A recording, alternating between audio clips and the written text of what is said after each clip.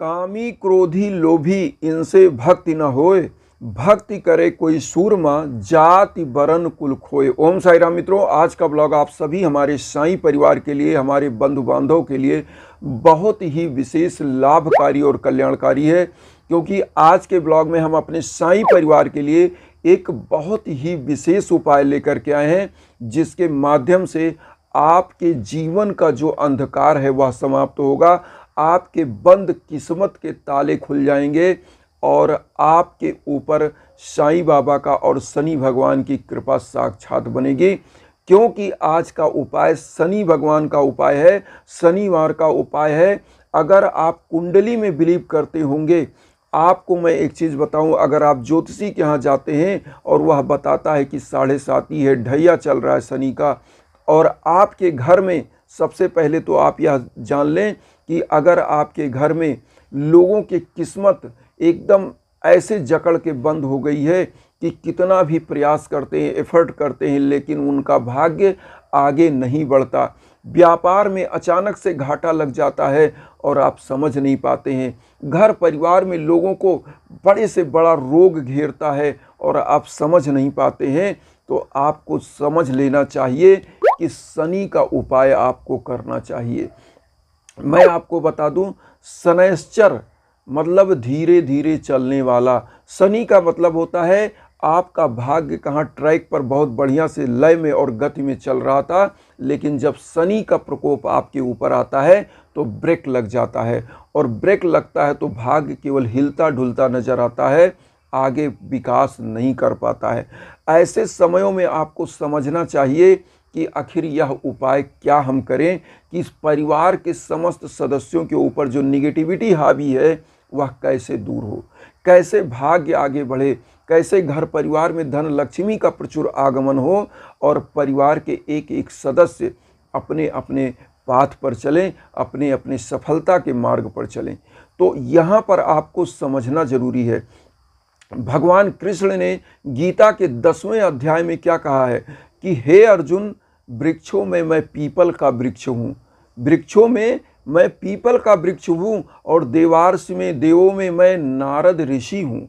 तो भगवान कृष्ण ने गीता में यह जो बताया कि मैं पीपल का वृक्ष हूँ, क्यों, आप इस बात को समझिए, और वृक्षों को क्यों नहीं बताया।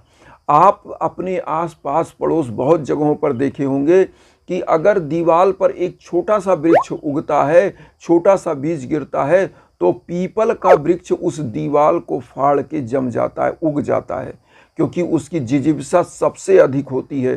पीपल का वृक्ष हमेशा अपनी जिजीविषा के कारण, अपनी ताकत के कारण, अपने बल के कारण देखा जाता है।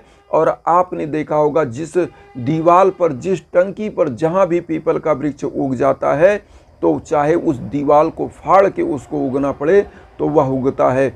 इसीलिए पीपल के वृक्ष को हमारे ब्राह्मण, हमारे हिंदू परंपरा में यह कहा जाता है कि पीपल का वृक्ष कभी तोड़ना नहीं चाहिए, अगर उखाड़िए तो इसको रोपित कर देना चाहिए। इसलिए क्योंकि पीपल के वृक्ष पर साक्षात भगवान विष्णु, माँ वैभव लक्ष्मी का वास होता है और शनि भगवान का वास होता है। वैसे तो समस्त देवताओं का वास और समस्त दानवों, राक्षस, पैशाच सबका वास माना जाता है, लेकिन जो पीपल का वृक्ष का जड़ से तना होता है, वह तना भगवान विष्णु और वैभव लक्ष्मी और देवताओं का प्रतीक माना जाता है। अब यहाँ पर आपको उपाय क्या करना है, सबसे पहले तो आप जानिए, और सबसे बड़ा उपाय आपको यह करना है कि आप अपने घर में तो देवताओं को स्थापित कर दिया, लेकिन जब मन किया तब पूजा किया, जब मन किया तब भोग लगाया, और नहीं मन किया तो पूजा नहीं किया, यह गलत है। क्योंकि आपके घर में फिर निगेटिविटी बैठती है, आपका घर फिर बर्बादी की तरफ जाता है। आप 2 रुपए का किशमिश, 1 रुपए की अगरबत्ती अगर नहीं जला सकते डेली, और एक दिया नहीं जला सकते अपनी पूजा में, तो क्यों मंदिर आप स्थापित करते हैं अपने घर में, क्यों देवताओं की पूजा करते हैं।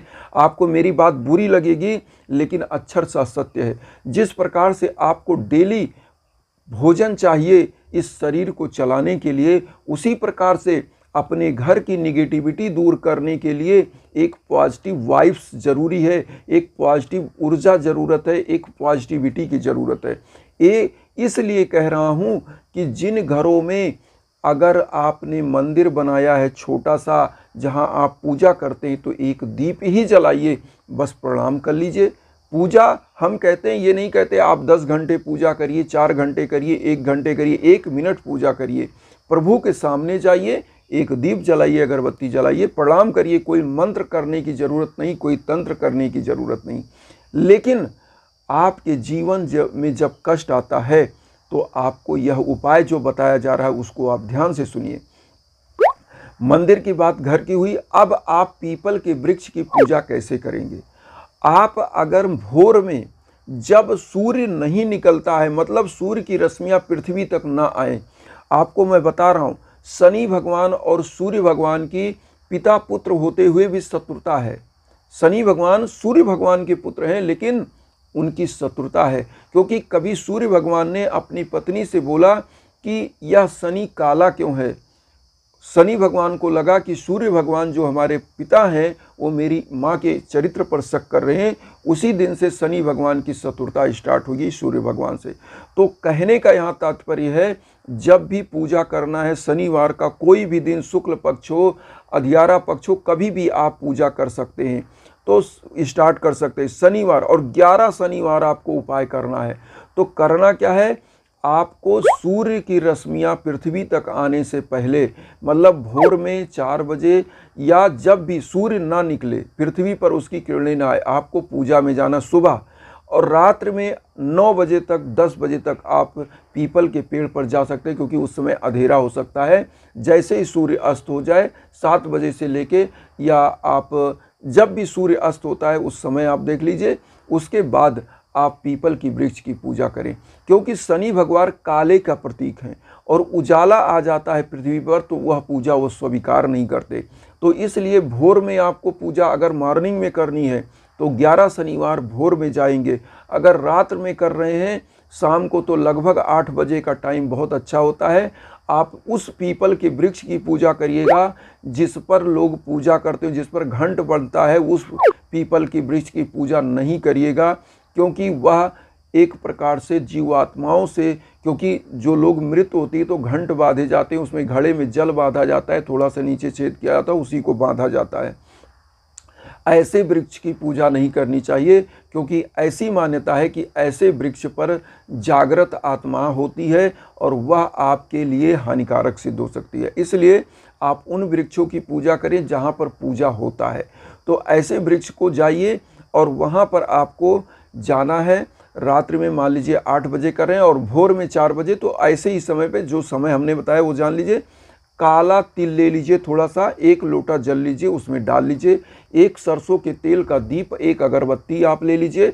मंत्र का जाप आपको करना है, ओम सन शनश्चराय नमः।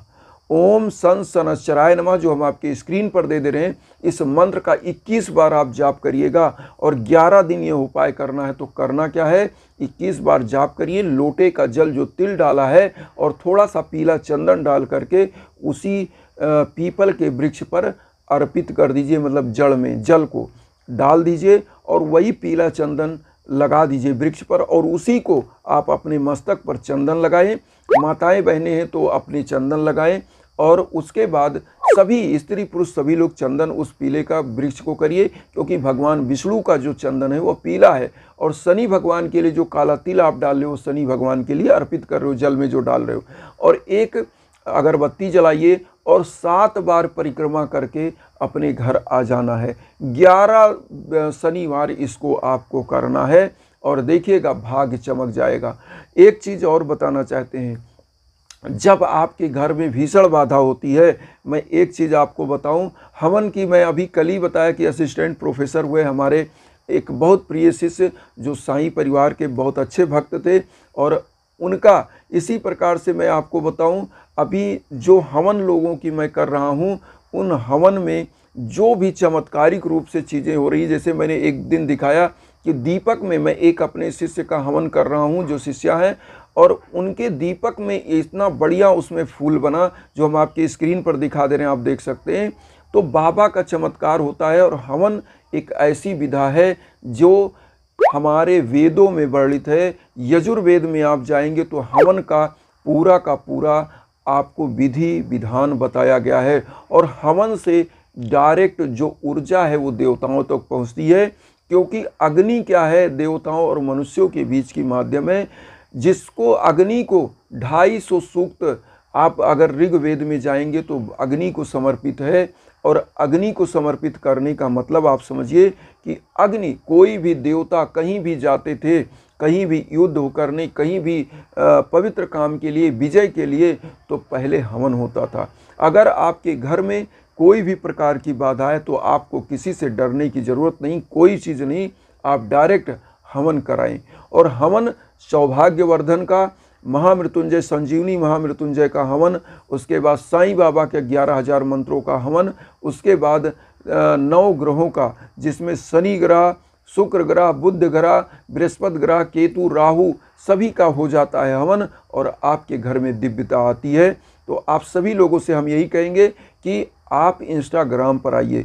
बहुत सारे ऐसे लोग आते हैं जो हमारे चैनल पर कमेंट कर रहे हैं। हम अपने सभी साईं परिवार को बताएं कि कुछ माताएं बहनें हमसे कह रही थी, गुरुजी आपके चैनल पर कोई नंबर दिया था, उस पर हम कोई नंबर नहीं उस पर देते, आप केवल इंस्टाग्राम पर हमसे संपर्क करें। ऐसे लोगों से अगर आप संपर्क करते हैं, कॉल करते हैं उस पर, तो आप अपनी जिम्मेदारी से करें, क्योंकि मेरा कोई उनसे लेना देना नहीं है। मैं केवल इंस्टाग्राम पर हूं। इंस्टाग्राम आप इंस्टॉल कर लीजिए। बहुत सारे लोग कहते हैं गुरुजी हमारे पास इंस्टाग्राम है, नहीं चला पाते। इंस्टाग्राम बहुत ईजिली आप इंस्टॉल कर सकते हैं प्ले स्टोर से, और उसके बाद उस पर आप बात भी कर सकते हैं, voice call, video call, message. तो आप उस पर आइए, समग्र रूप से उस पर हो सकती है। तो हम केवल वहाँ पर हैं और हमारा एक ही उद्देश्य है, आपका कल्याण हो। और बस जो कुटुंबकम की जो भावना लेकर चल रहे हैं, उसमें आप सभी लोग अपना आशीर्वाद, चैनल को सब्सक्राइब करके दीजिए। उन साई भक्तों तक वीडियो को जरूर शेयर करिए जो किन्हीं कारणों से कष्ट में, दुख में, इन्हीं भावना के साथ उनसे